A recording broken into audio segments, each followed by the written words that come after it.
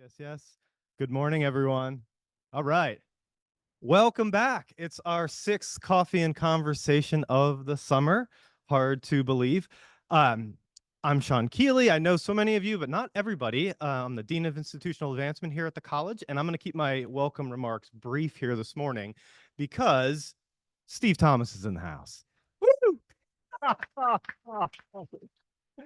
No, I think the truth is that every time I hang out with him, and in this today, I'm gonna be feeling a little bit of the nostalgia of the times when this old house loomed large in my own house growing up. So really looking forward to this conversation. And I want to introduce and thank Ken Hill for being our interlocutor this morning. So Ken came to the college in 1999. He was the director of our educational studies program, taught a bunch back in the day. My friends and I remember the psychology classes sort of stand out as some of the great stuff that we all gained from Ken back in the day. And over time, he's stepped more and more into leadership roles at the college. In 2005, he became an academic dean, and then in 1999, sorry, 2019, 20 years later, right? Yeah. Named provost. So in my time at the college, I've worked with him more in our leadership team. We have a cabinet that helps steer things around here a little bit. But I know that he hasn't taught maybe as much. And then I learned over these last couple of years of Ken's incredible skill as a woodworker, crafter, maker, fabricator. I don't know if those are all fair, Ken, but you should see his wood shop. It's pretty incredible. So when there was rumors flying about Steve Thomas maybe coming to the college and teaching a class for us, I was, Ken kind of jumped right on it, and it was exciting because it, brought him back into the classroom with a whole focus that maybe we didn't even know he had. So pretty exciting. And my favorite thing this spring was to bump into Ken in Turrets, and I'd be wearing like a shirt like this, and he'd have a t-shirt on, and there'd be sawdust on the shoulder. And I was like, yes, this is exactly a good anecdote to his role as provost. So with that, I'm so happy to turn it over to you, Ken. Thank you both for doing this morning, and looking forward. Well, are we live? Well, good morning and welcome again, everyone. I want to introduce you to Steve Thomas. Many of you probably know him as a two-time Emmy winner from This Old House or from Renovation Nation, or also on TV from the Save Our History. Save Our History. Yeah. Save Our History. What you might not know about him is he's also a filmmaker, an author, and even lesser known things that I've picked up over the last 15 or so weeks we've been working together. Steve is the eldest of 6 children, which probably explains a lot about his get-to-it nature. When you go with Steve Thomas to Home Depot or EBS, it's like having kids see Mickey Mouse at Disney. They run up to him and they're so excited. And they're so excited for one of two reasons. They either want to say how Steve changed their life and made building easier, or how on TV he makes it look too easy and it's never that way. So they come up and tell him that all the time. You might not know Steve's also an oyster farmer. He is a dog lover, and because of his extreme passion, he also got a tattoo for one of his works, and he might have to tell you about that. I can't show it to you. But I don't want to take a lot of time introducing him. In fact, I'd rather just have Steve talk and give you time to ask him questions. So I'm going to kind of kick off the first question, which is a general one for you, Steve, if that's okay. And that is, you've been a lifelong educator, whether it's been through your films, through your TV hosting, through your authorship. How did you end up at COA? What's the story? Well, I'm glad you asked, Ken. First of all, thank you very much. Thank you for coming out. I think I'll just jump right into the presentation, and that kind of says it all. Let's see, we're up and live. Okay, got it.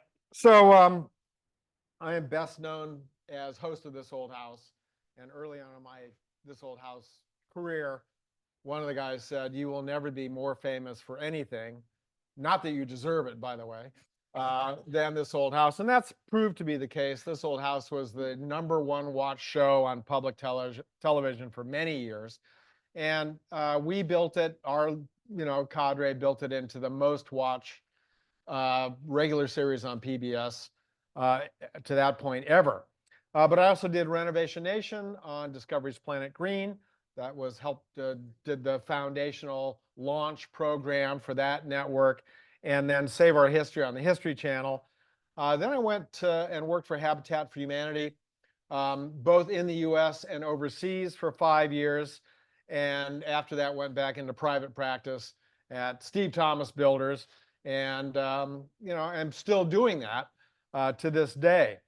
But before that, I did I was a lifelong sailor, grew up in Southern California, started surfing when I was 10, got my first sailboat when I was 14, which I renovated, and started sailing and surfing, my whole childhood. After college, I raced out to Hawaii, brought the boat back to Seattle, and then came up with this harebrained scheme to go study traditional navigation in Micronesia. There were 5 islands on which there were still traditional navigators using stars, waves, and birds to sail their canoes dozens, or in some cases hundreds of miles across the ocean. So I decided I was going to go down there, learn Sadawalese, go native, learn these ancient arts that nobody else had ever been taught, and I'd write a book about it. And my wife, I was married by that time, or almost married. She probably had second thoughts by then, and said, "When are you coming back?" I said, "Well, I really don't know." She said, "Well, do let me know, will you?" So off I went to Sadawal Island, and I studied with Maupialig, who's the most famous of the navigators. So that was 82. I did the preliminary research and got permission to go there. 83 was my first fieldwork season. 84, second fieldwork season. Came back, wrote The Last Navigator, and then WGBH picked it up as a film for the Adventure series. And that was 80. We went back in 87 and 88, shot the film, and that was on the Adventure series in both 88 and 89. And that's how. So This Old House was also produced by WGBH, and our publicist called me up and said, "What are you doing anyway? I want to talk to you about publicity for The Last Navigator film." I said, "I'm renovating my attic." She said, "Oh, really? I didn't know you did that kind of work." I said, "Yeah. How do you think I make a living? It's not doing documentary films." She said, "Well, you should talk to the guys at This Old House. They're looking for a new host." And I thought, they're not going to hire me. So my wife came home from work and she said, "You apply for that job." So I thought, okay, fine. They're not going to hire me. So they said, "Oh, yeah, we heard about you." Yeah. Said, "Yeah, why don't you come in for an interview?" So I go in for an interview, but it's actually a screen test. And this was Russ Morash, who just died recently. And I was at the New Yankee Workshop in the Victory Garden. He said, "So imagine there's a barn behind you, and you're going to introduce the new season of This Old House, and you're the host. So make something up." And the cameras are rolling. So I made something up. And he said, "Oh, okay, that was pretty good. Why don't you come back in for another interview?" So I go back in for another interview, and they said, "Would you shave your beard?" I had a full beard at the time. And I said, "Well, yeah, how come?" He said, "Well, you and Norm look like the Smith brothers." So I said, "Yeah." And then I thought, why did I say that? If I shave my beard, they might not like how I look and they won't give me the job. So I go into the final interview with a Bic razor in my pocket. And Russ says, "Well, we think you can handle the job." And so I said, "Okay, great." And I pull out the razor. I said, "Now I shave my beard." So that's how I ended up getting the job. And so I did that for 14 years. And like I said, the rest is history, as they say. So I was talking to one of the professors here. I was on the board of Life Flight of Maine for 3 terms, 9 years. And we were recruiting new board members in my final year there.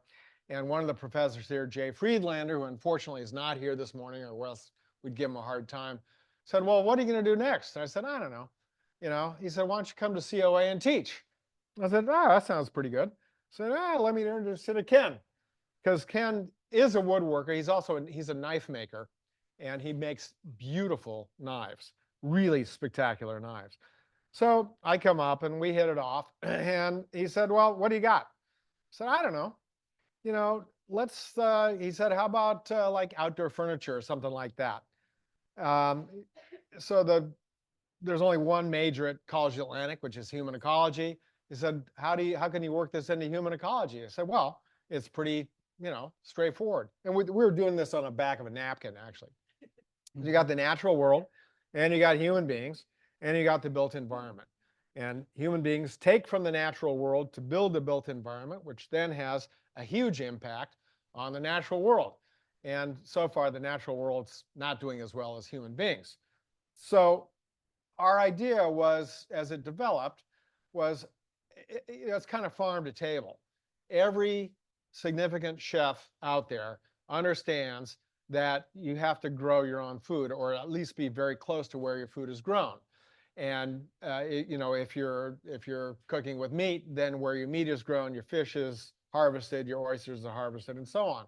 And so these are the core values of sustainability. So how do you translate that to what I do, which is build houses and build buildings and build the built environment? The only way you can do that is by designing a syllabus. And by the way, you will be tested on this later. We will have your emails and you will be quizzed. It really is a good syllabus. I'm not sure if the students read it all, but they certainly jumped into the work. And so, there's some copies in the back if you want to take a look. There's a big stack of it out there. So we said, okay, can we do that this spring? Yeah, we can do it this spring. So Wood, Stone, and Steel was born as a class, and we had 50 students sign up. We could only take 12. I think we bumped it up to 14. And there were a whole bunch of students that said, wow, I really wanted to do that class. I said, were you on the waiting list? No, there were already like 30 people on the waiting list, so I didn't bother. So it was a really popular class. It was really fun. So we decided we're not going to do this in the classroom. We're jumping into the field right away. This is day one. We go cut down some eastern white pine that was going to get cut down anyway.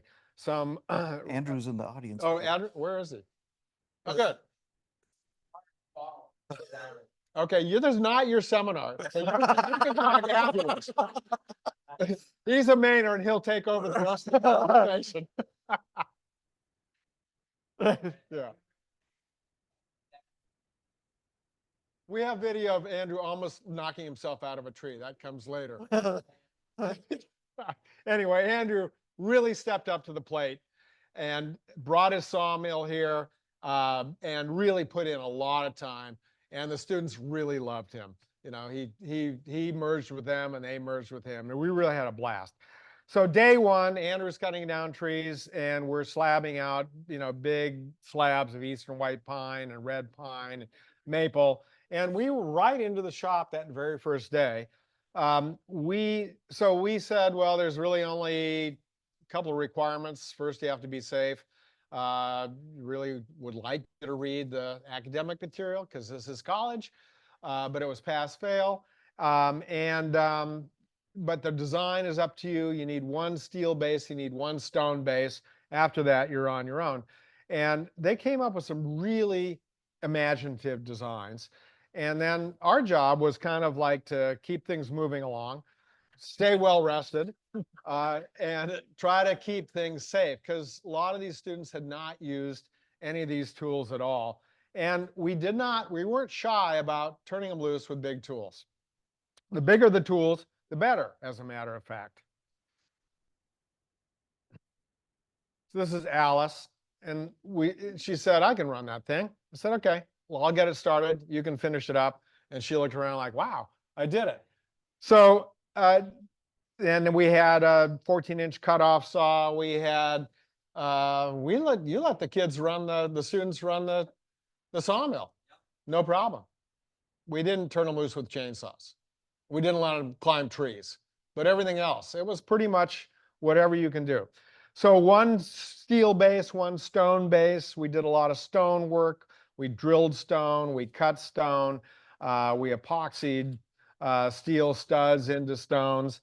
And then I brought my trailer up, stuffed full of tools. And it was really like, the little treasure trove there. Hey, you want to burn some wood? We can do some Soshugiban with this Japanese preservation technique. And the students were like, yeah, burning wood, that sounds like fun. Let's do that. So we did that. And it was really, it didn't take long for the students to really get into it and really start to think, well, what else can we do? I mean, there's all kinds of really imaginative things we can do.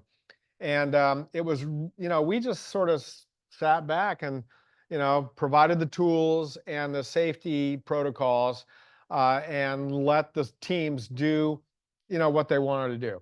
We did have some some local side trips.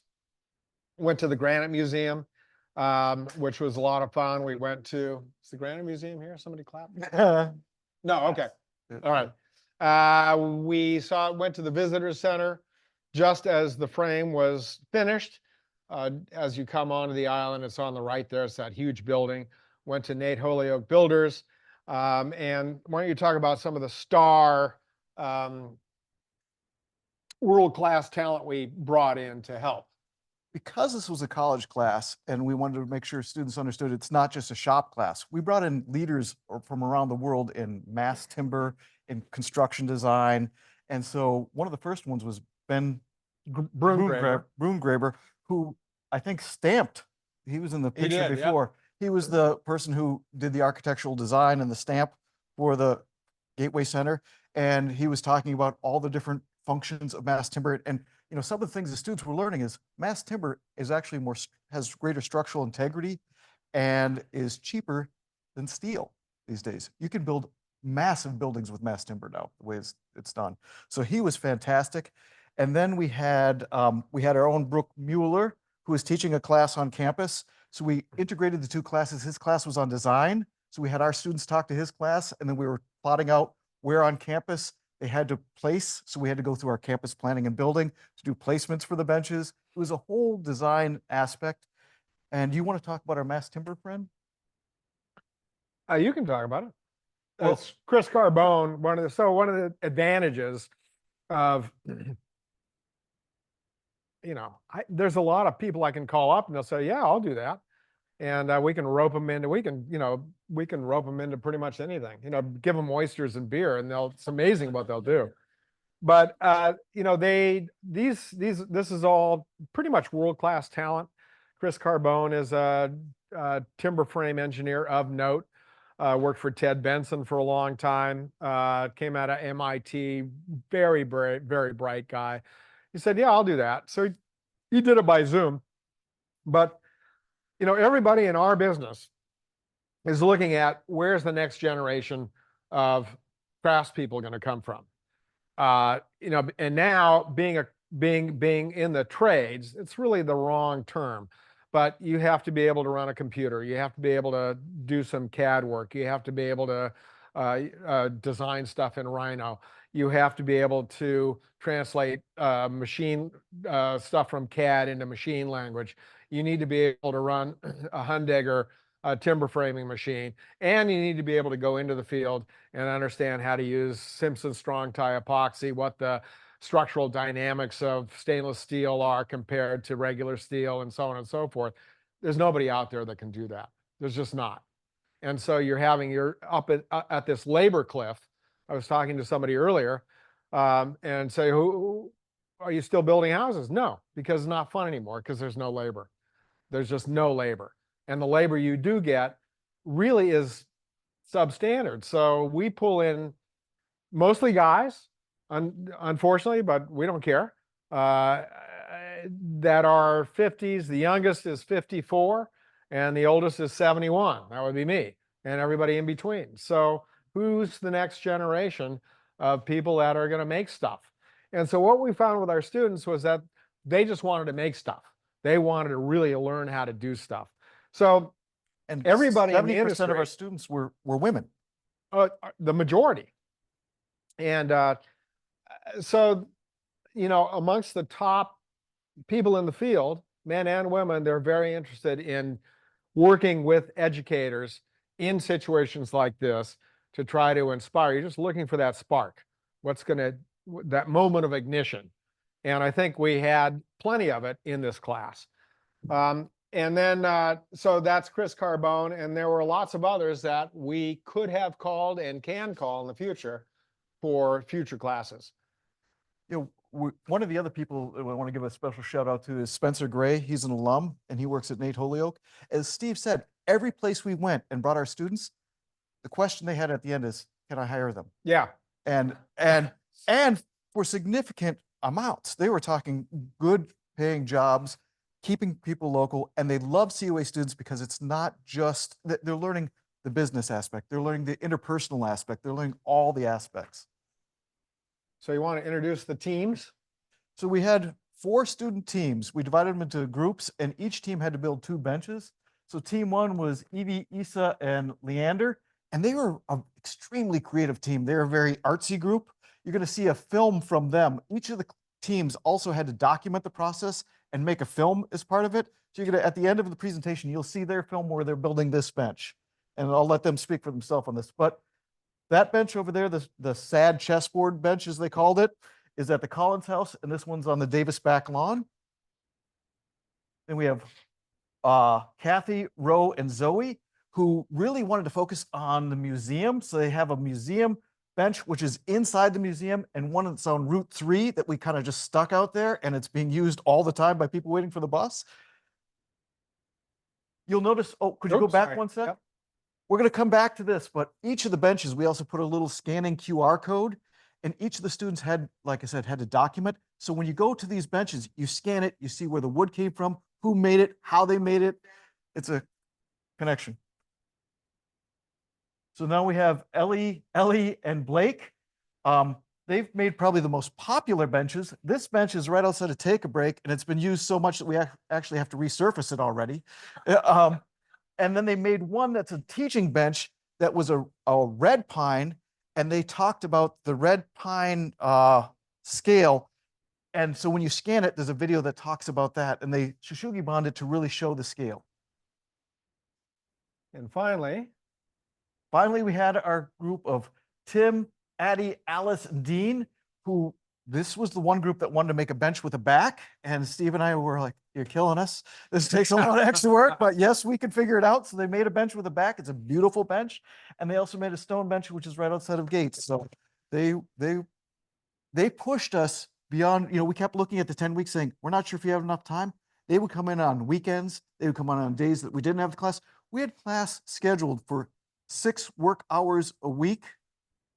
Was it 6 or was it more than that? yeah, 6. And then each of us did multiple days and the weekends that they'd come in to finish up. They got into it by the end.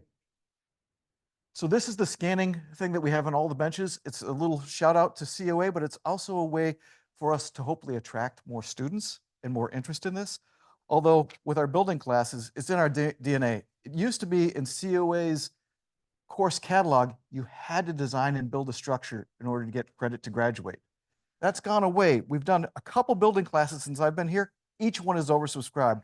We had the most students on the waiting list this last term, and I think largely to Steve, but anytime we do a build class, students want to get in on it.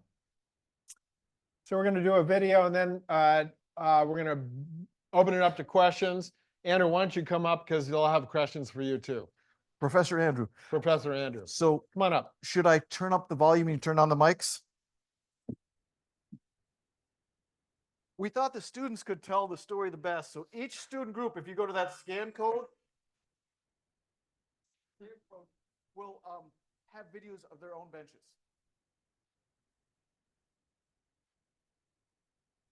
You can take a seat. I'm going to stand up. Okay, here we go. Oops, we got to go back and hit the, sorry.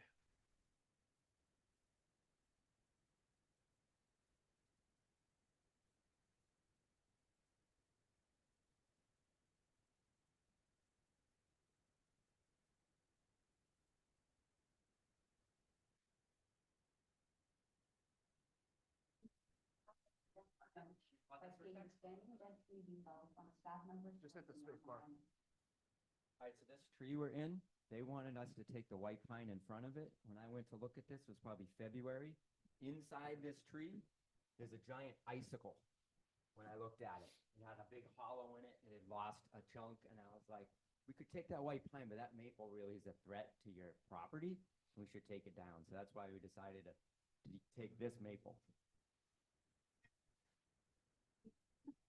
shorten our bench by seeing extending that tree resolved on a staff member's property on the island.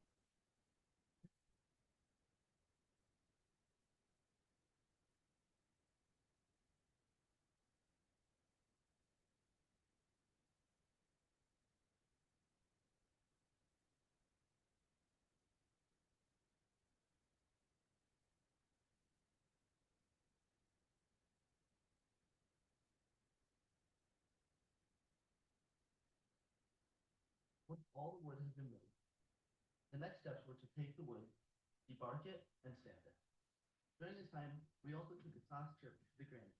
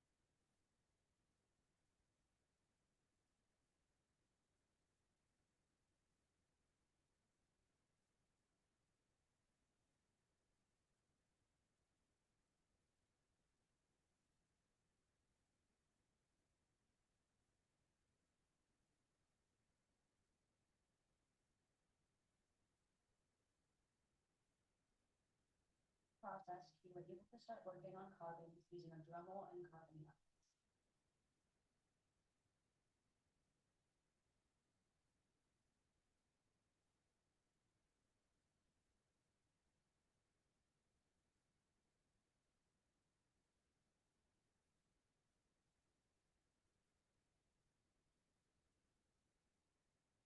Satisfied with how the top of the bench looked, and we felt that our carvings were done, we decided to move on to the stone lathe to finish up our bench. Using straps in all the stone and posts by babies, out of the building, so it will attach to the wood.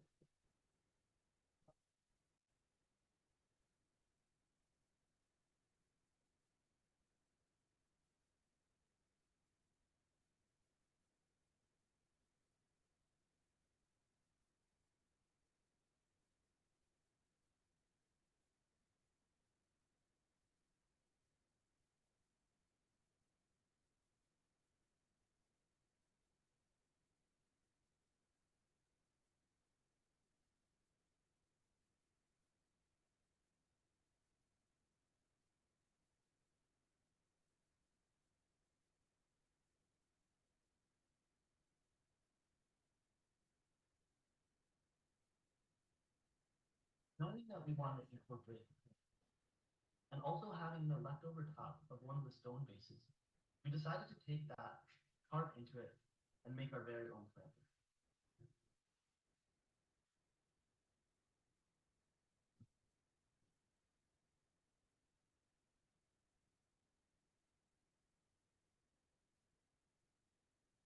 With all of the parts ready, it was time to move and place the bench.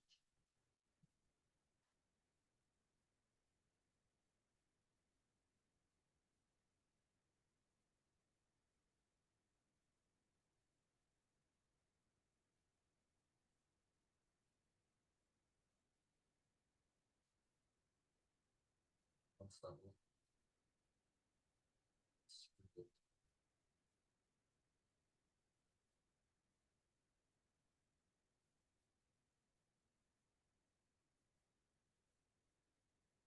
The very last thing before a bench could be called complete was to put a few layers of oil, make it look shiny, and then, lastly, put the planter on top.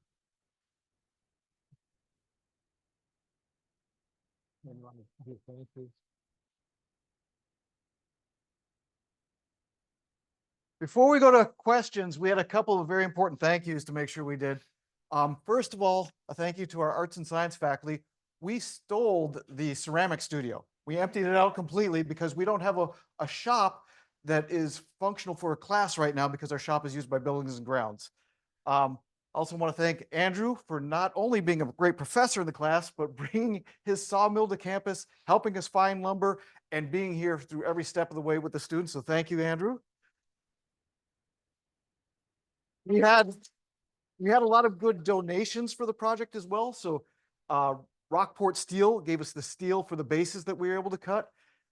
Heritage Natural Finishes gave us about a 500-gallon drum of Heritage oil that we've used for the bases and will continue to use. And Steve didn't know this, but I threw this on here. We couldn't have done it. Steve brought up his own tool trailer that we use largely throughout the entire project. And so thank you, Steve, for letting us play with your tools and breaking some of the tools, but thank you.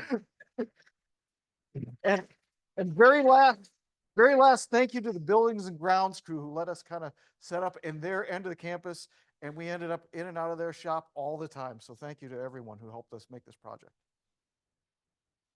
Questions? Granite Museum. I have a quick one. Tell Yes, us sir. more about mass timber. I don't understand. Well, you're standing in a building that's built of mass timber. So the idea of mass timber is to take, mass timber, plywood is essentially mass timber. So you take smaller trees, smaller caliper trees, and you glue them together to make larger elements. So the deal with mass timber is that with the glue technology and the timber engineering technology we have now, you can create buildings that are multi-story that decarbonize the environment. So one of the things that Chris Carbone talked about was how do you use wood to decarbonize the environment, because wood stores carbon. And in order to have a robust wood technology industry that you can use to build buildings, you need forests. So you're farming your buildings, basically. So the idea is, in the future, moving forward, excuse me, is to take, big tracts of trees, maintain them like the Europeans have for years, for generations, and then utilize that to, build buildings. They're beautiful to be in. They're healthy. They're fun to build, I can tell you that. And they have inherent properties that steel and concrete does not have. I mean, steel and concrete still, you can't build the built environment without steel and concrete. But the idea is, how do you get away from these carbon-intensive technologies, steel and concrete, and move more toward a decarbonizing technology, which is mass timber. Steve, can I throw in one thing? Yeah, please. So when we had Chris Carbone talk, one of the talking points that stuck for me, he said, if the trade towers were built out of mass timber, they'd actually still be standing because the wood will char on the outside. And what he's also doing with his company is he's buying forests that have had forest fires go through because it's already been carbonized and they can use that wood. Interesting, right? Wood is good. Yes, ma'am. I'm going to ask. With the University of Maine being nearby and having the largest, as I understand, 3D printer in the United States, is there any coordination between you folks and them? Not yet, but we'd love to start doing some of that. We just have our toe in the water right now, and we actually need, kind of a champion on campus to help do something like that. I mean, there's a lot of that, but the point is really interesting because this is a much bigger question. It's a much bigger project than any one institution or company can handle. And Maine right now is kind of there I came across something, the 207 area code is now a bumper sticker. So Maine is cool, and it's got a lot going for it. So there's the opportunity now, I think, to start to create a critical mass of not only people and students but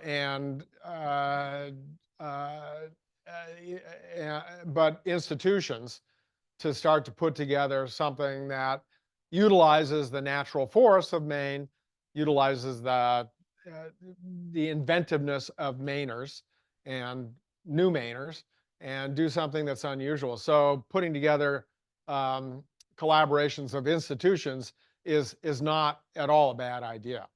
I mean, the labor cliff, I see it every day. And I can tell you the labor cliff is terrifying. We talk about it all the time. You know, we have like,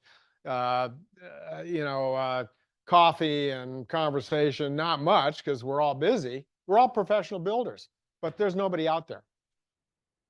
Who's going to build this stuff? Yes, ma'am. No, please. You're famous, obviously, and you could get some attention to this problem, but how do we fill these, get them enthusiastic, grow in the education area? How do we get a new generation of? Ken's thought about it a lot. I think one of the things is to show the economic value of that kind of training and show it as a scholarly aspect as well. I mean, I heard a great joke recently where one of my colleagues who's a plumber said, he told me this joke. He's like, oh, I was doing a job over in Northeast Harbor and I finished the job and I gave the guy the bill. And he's like, $350 an hour. That's crazy. I don't get that. And I'm a lawyer. He goes, neither did I when I was a lawyer. So we have to show them that this is a viable skill set. I have two questions. First of all, how many semesters have you been teaching this class? Is this just the first? This is the first one. Oh, okay. Are you going to be tracking these students to see if any of them go into the trade? I don't know.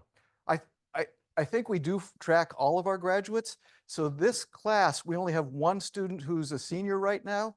And he is going on a different path, but two of the other students one has a job offer actually with the Shishugibon group. Oh, yeah. Yeah. And so they're very interested in it. And several of the students specifically took this class to meet regional specialists. Right here. Fred, if you could speak right into the mic. Thank you very much for being here. It's very interesting. I spent 20 years with Weyerhaeuser, a forest products company, during which time we were in the gun sights of the environmental community day after day. Yep. The nicest thing ever said about Weyerhaeuser was that we are the best of the SOBs. That's high praise. It was taken as such. What is your assessment today of the environmental sensitivity of the forest products industry? That is a great question. I mean, you're talking to a guy who loves wood, and therefore I love trees, and therefore I love forests, and therefore I love everything about maintaining, growing, developing forests. I think it's,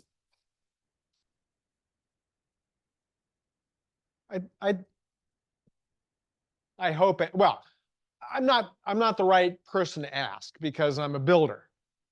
So I have a much more practical point of view about forests and logging and sustainable forests than, I am an environmentalist, but you have to actually grow this stuff. You have to grow trees. You have to maintain trees. I was involved in the Georges River Land Trust for a while. Georges River is the whole watershed of the Georges River. And it's one of the most successful land trusts in mid-coast Maine. And it's successful as a land trust because we pulled in hunters, fishermen, loggers, kayakers, hikers, and everybody else. So I think there is the realization, and this is part hope, but part reality, that unless you form coalitions that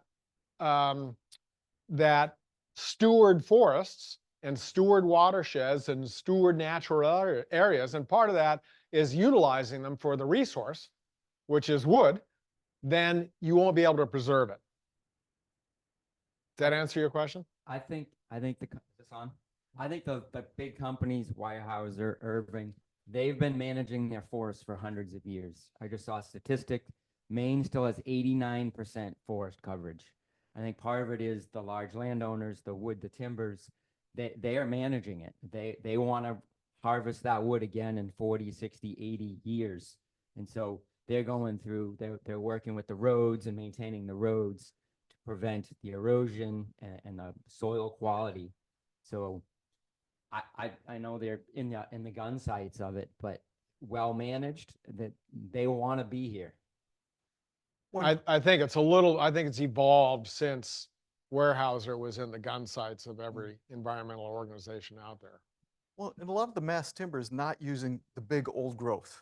They're actually using some of the little scrub trees that grow tighter and laminating them together. And again, Chris Carbone was talking about where the trees grow, on what side of the hill, make them stronger. So even understanding how the tree placement is fantastic. And I think there's a lot of science in there that will be helpful, particularly with all the climate change. I mean, how many blowdowns do we have on the island? Most of it becomes firewood.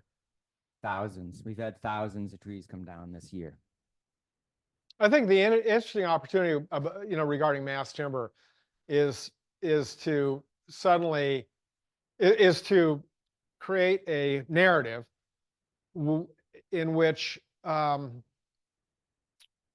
trees and forestry and stewarded forests under whatever scheme,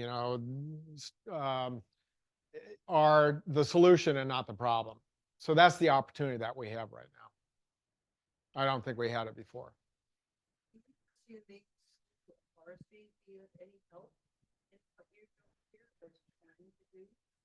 I'm sure it could. Collaboration between the two schools. Yeah, I'm sure we could do Hey, a lot of Ken, collaboration. could you repeat that question if you don't mind? Yes, could the University of Maine help us with the collaboration, or could we more likely try to help them because they're bigger and have a lot more resources and a lot more experience in this because of the School of Forestry? They do indeed. Although I have to say, the way we approach it is a little bit different. My son was in the School of Forestry at UMaine and transferred over to COA. So, yeah. Back here.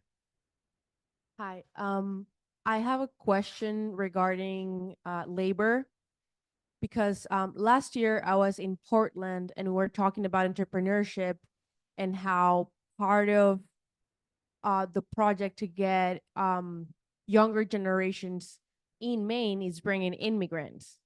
And I have some experience with building in Latin America. And I was wondering, what is your take about getting, well, now it's a hot topic with immigration, but getting younger generations of immigrants here to help with building? Well, I can't speak to the immigration part of it. That's not my expertise. What I can speak with authority about is the absolute lack of labor. So, I mean, I was just having a conversation with one of my fellow builder friends through one of my clients. I guess they're El Salvadoran. They live in DC. My client lives in DC and has a house here, and she does some work for her, and they brought their whole family up, and the guy is, so my client said, he's really a good woodworker. And so I said, great. So I said, so I know you're on vacation, but you want to put in a day because I've got a friend who really needs, some help. He said, yeah.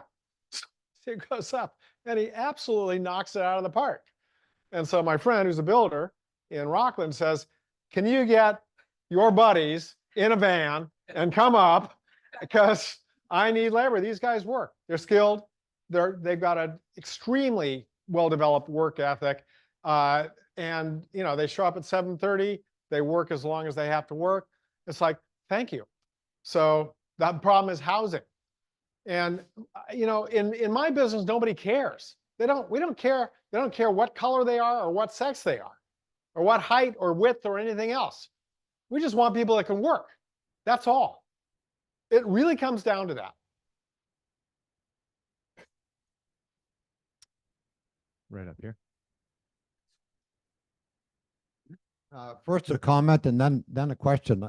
The comment is I have a history of dealing with old barns and realized that a lot of old barns are made of pieces that obviously came from somewhere else.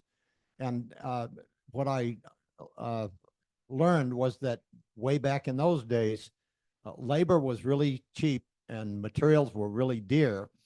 And it was cheaper to use the very cheap labor to tear down a barn, save the pieces, and build a new barn. And what's happened over the many years is we've turned around the other side, that we're not paying labor enough. I was in the construction business, so I know quite well how people were not really paid a living wage. And what we need to do as a society is continue to pay people who are our craftspeople more of a living wage, so that we can get that balance back where both the value of labor and the value of materials are equal. So that's part of the bigger picture.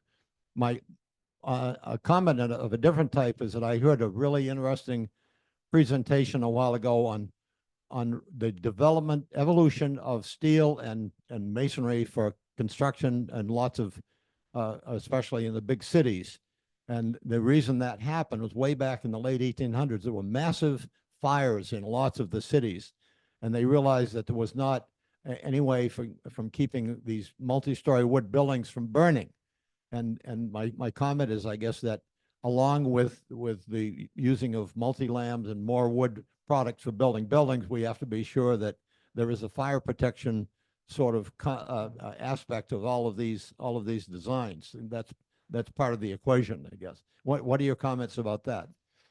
Well, so first of all, your observation about reusing timbers is absolutely spot on. Anybody who's worked on old houses has seen firsthand that, a lot of the timbers are recycled again and again. In fact, whole pieces of houses, sections of houses were put together and then wrapped in a fancy new facade to build the mansions. I lived in Salem, Massachusetts for a lot of years, and to build those mansions. So that's absolutely true.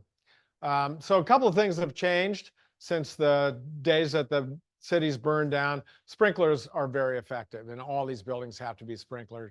I'm sure this building is sprinklered somewhere up there hidden away. It's code, so you have to do that. Yeah, there you go. And fire resistant drywall, 2 layers of 5/8 drywall is generally required to come up to fire codes. So the fire codes have been pretty effective in suppressing fires. A lot of what the mass timber people are working on right now is pushing the code to allow taller and larger mass timber buildings. And in every code evolution, they're succeeding. So the buildings are getting bigger and taller and more sophisticated. So that's coming along. It's not quite cheaper than steel, but it's on par with steel. You still have to use steel. Steel's really a good material. It's just really strong. And concrete is really strong. So generally, these big buildings, you have to have a concrete core that gives stiffness. If you go over to the visitor center there's a giant concrete core that really just adds shear protection for the rest of the walls. So that's still very much part of the mix, but timber can be a bigger and bigger part of the mix. And for a college like College of the Atlantic, and for a state like Maine, I think that's a huge opportunity.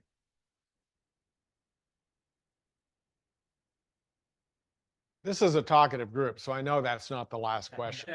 Any other questions?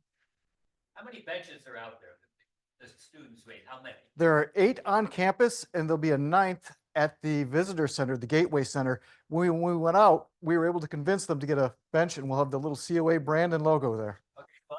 Have a bench walk. A bench walk. A bench walk. That's Sure, perfect. that's a great idea. Yep. Ask- No, I totally agree. Yes, sir. Good morning, Steve. Good to see you again. Miller Doherty. Probably won't speak after this, but You didn't return my phone call, so you came to the presentation. Good morning, anyway. The mass timber issue is a really important one to me. I'm in a project right now where we're using mass timber, CLT, the first project in New England to use hemlock. The problem is we're shipping hemlock from the Northeast to Chicago so that it can be manufactured by a company called Sterling. Then they're sending the CLT back and we're going to use it here. That seems to be the carbon footprint of that, as you can imagine, is terrible. right? COA gets their glulam and CLT from Austria. Yeah. And so here we are in Maine with millions of board feet of SPF and hemlock and all. And we have no manufacturing plants, and we have mills, paper mills that have gone out of business, right? So they're laying fallow. How does College of the Atlantic and the University of Maine work together, and you, if you're going to be here, to make sure that we have an opportunity? It's such a great building material. And I love the question about steel. I think it's important to note that wood holds its strength in direct relationship to its dimension, right? Steel in fires tends to twist. And that's why buildings come down rather than, right? And so wood is a good structure, right? How do we, all of us here, work to somehow make sure that CLTs can be manufactured here in Maine? Well, let me just turn the question around, because you actually have more experience. You know, you've taught here, you're running projects. By way of introduction, you should introduce. Millard used to be the director of campus planning and building.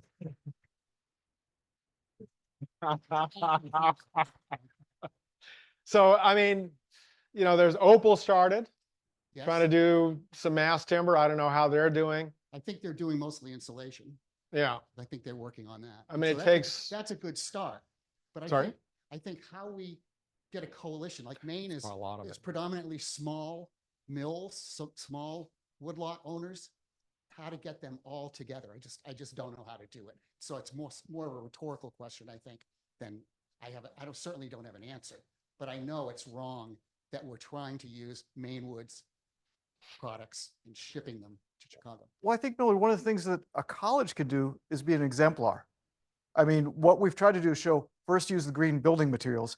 Now let's find out a way to source them. I mean, one of the things we should be is a living laboratory. Why do we build a certain way? And then start with the smaller markets and ramp up. So start with the houses and get people excited and understanding the value. It may cost more to do it right. Thank you very much. All right, you guys. Well, if there aren't any more questions, I'm gonna take the last question before I thank everyone for being here. What's next, Steve? If you can stick around at COA, Yeah. I'm curious, like what's percolating for future projects? Well, that's a two-part answer. I'm gonna answer part of it, and Ken's gonna answer the other part of it. Well, first of all, teaching is really fun. It's really fun. I mean, I've basically spent my whole life teaching, and in order to do television, you have to teach. And so, you know, teaching in television in public television is basically teaching. Same with History Channel and Planet Green. But teaching really is fun. And what's fun, I think, for anybody who's ever taught is to try to see that moment of ignition where the student, it's like the light bulb goes off. Thank you very much. And you know, you can change somebody's life. I mean, I think back to the teachers that I've had, and I went to Evergreen. So when I first came here for the first interview, they said, "Wow, we're a little bit different." I said, "Yeah, I went to Evergreen." They said, "Oh, forget it. You know all about it." You know, I mean, I had some great teachers, and they were the most influential people in my life. So there's that. And I think that this interweaving, the other thing to consider is that there's been this kind of divergence of, you know, the manual arts, as it were. And Andrew can speak to this because carpenters and people, and Miller, you can speak to this too. You know, if you could be the best carpenter in the world, and people look down at you like, "Oh yeah, what do you know?" And then they talk to the architect, and you're standing there as a builder thinking, "This guy is who got me in trouble, you know, on this building, because you know, the plans don't make any sense." But traditionally, everybody from Palladio to Leonardo da Vinci welded together the skills, the art, the technological know-how, math, and so on and so forth, and they could do everything. They could build it, they could design it, they could do the calculations and everything else. So in a sense, I think what we want to do, and Ken can speak to the other half of this because it's, I would say bricks and mortar, but we're talking timbers here. Is you take that program and you integrate it. So you have the academic side of it and you have the practical side of it. And there's really no boundaries between the two. This is now a well-rounded education. And to do that, We need both people and a space. Right now, we have a very small shop and we have probably, is it the most amount of work-study students in buildings and grounds, Millard?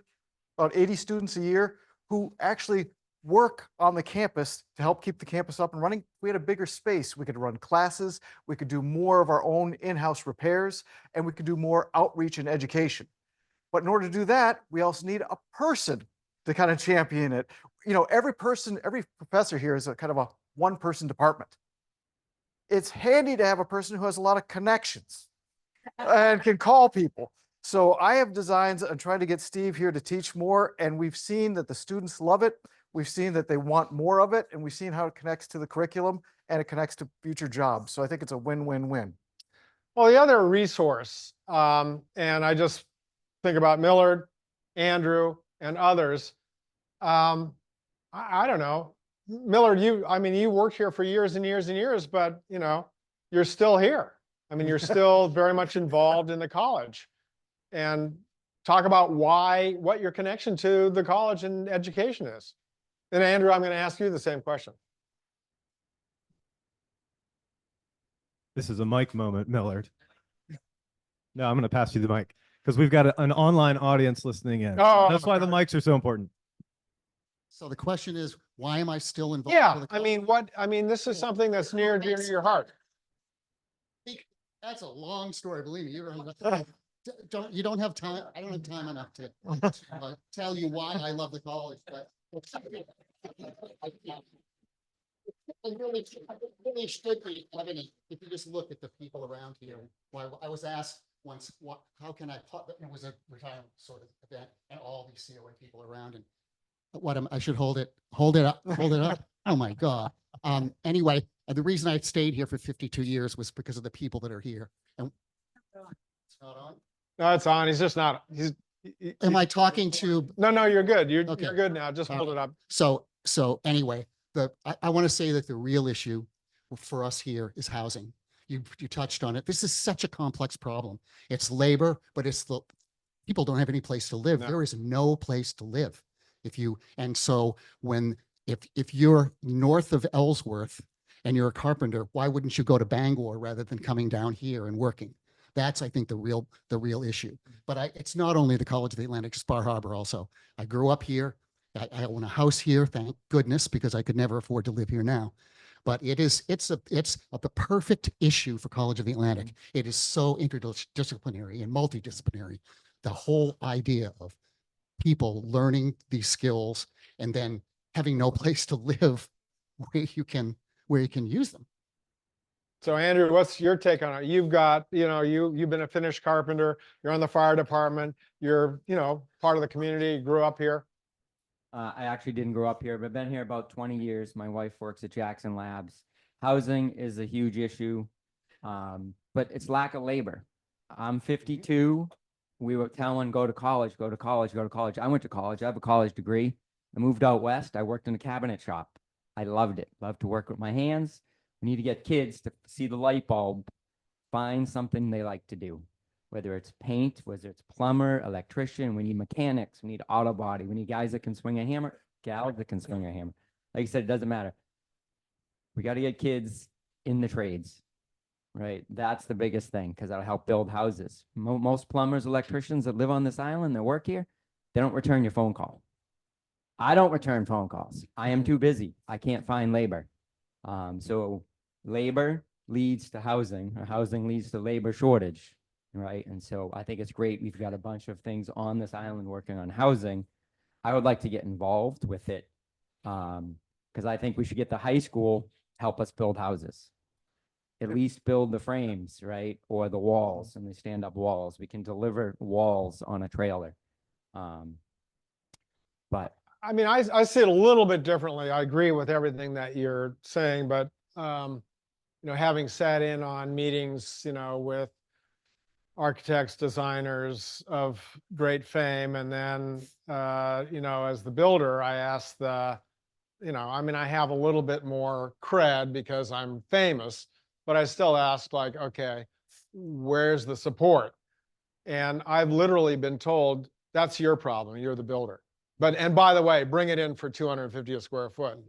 So I think that the overall, I don't want to call them building trades because I don't think the distinction should be made between trades and intellectual work. I mean, that happened after World War II historically? You're the historian, Ken, so you can speak to that.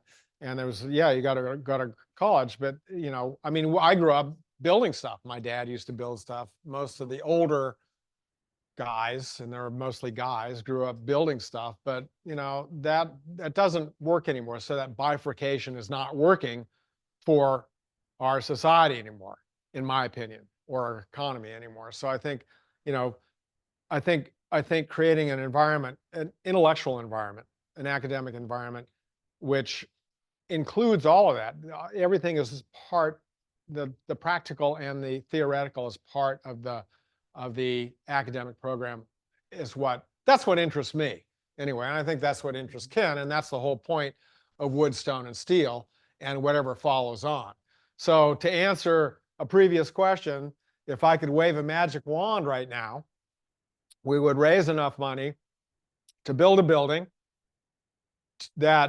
which is basically a big workshop. It would house buildings and grounds because they're severely under buildinged over there and they don't have a bathroom.